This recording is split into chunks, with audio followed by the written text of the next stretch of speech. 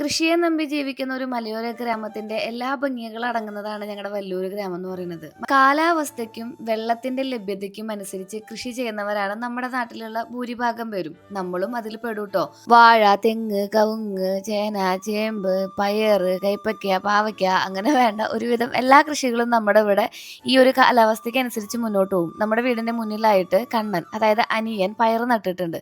അതിൽ ചുമപ്പ് പയറും ഉണ്ട്, അതുപോലെ തന്നെ വെള്ളപ്പയറും ഉണ്ട് കേട്ടോ. അപ്പോൾ പുള്ളി ഇന്ന് കാലത്ത് അവിടെ നനയ്ക്കുന്നത് കണ്ടപ്പോൾ എനിക്കിന്ന് പയറ് കൂട്ടാൻ വെക്കാനായിട്ടൊരു മോഹം. അപ്പോൾ ചേട്ടനും അനിയനും കൂടെ മത്സരിച്ച് പയറ് പൊട്ടിക്കുകയാണ്. ഈ പയറ് പൊട്ടിക്കുമ്പോൾ മറ്റുള്ള പയറിൻ്റെ പൂവുകൾ പൊഴിയാതെ വേണം നമ്മൾ പൊട്ടിച്ചെടുക്കാൻ.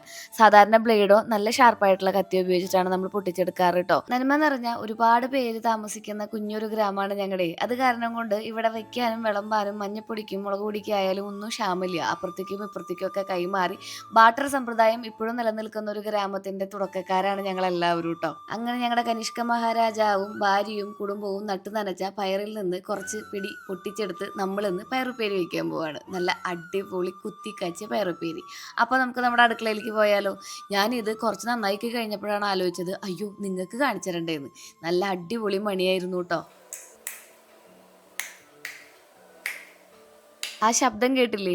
നമ്മുടെ ഇവിടെ പയറ്, അതായത് നല്ല ഫ്രഷ് ആയിട്ടുള്ള പയറ് നമ്മൾ കറി വെക്കുമ്പോഴും ഉപ്പേരി വെക്കുമ്പോഴൊക്കെ കത്തി തൊടിയിക്കില്ല. ഇതുപോലെ ടക്ക ടക്കയെന്ന് ഇങ്ങനെ പൊട്ടിച്ചെടുക്കും.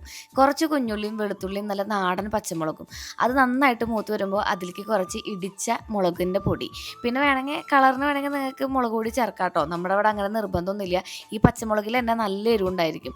പിന്നെ നമ്മൾ കത്തി തൊടിയിക്കാതെ നന്നാക്കി എടുത്തിട്ടുണ്ടായിരുന്ന നമ്മുടെ ആ ഒരു പയറും കൂടെ ഇട്ട് ഉപ്പിട്ട് അടച്ച് വെച്ചാൽ ഞങ്ങളുടെ ഇവിടുത്തെ ഉപ്പേരി റെഡിയായി കേട്ടോ.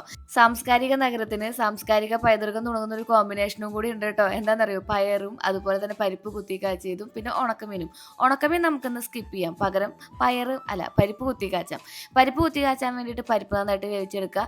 പിന്നെ നമ്മളതിൽ തക്കാളിയും പച്ചമുളകും സവോളയും കൂടിയിട്ട് ഒന്നും കൂടെ അടിച്ച് അതിൻ്റെ ഉള്ളിലേക്ക് കടുക് കാച്ചിട്ടുണ്ടെങ്കിൽ പുളി പിഴിഞ്ഞൊഴിക്കാൻ മറക്കണ്ട. നമ്മുടെ ഈ വിഭവത്തിൻ്റെ ആ ഒരു രീതി ഉണ്ടല്ലോ, അതങ്ങോട്ട് സെറ്റായിട്ട് വന്നിട്ടുണ്ട്. ഇനി നല്ലൊരു പ്ലേറ്റ് എടുക്കുക, അതിലേക്ക് നമ്മൾ വിളമ്പുക. ഇന്നിപ്പോൾ ഉണക്കമീൻ ഇല്ലാത്ത കാരണം കൊണ്ട് ഞാൻ കുറച്ച് കൂർക്കും പൊറുക്കാണ് വിളമ്പണത്. അടിപൊളിയല്ലേ? ഇതിങ്ങനെ കൂട്ടി കഴിക്കുമ്പോൾ എൻ്റെ സാറേ അത് വേറെ ലെവലാ. ഇതിനേക്കാളും രുചിയുള്ള ഒരുപാട് വിഭവങ്ങൾ ഉണ്ടെങ്കിലും ഈ ഒരു കോമ്പിനേഷനോട് ഒരു പ്രത്യേക ഇഷ്ടമുണ്ടല്ലേ?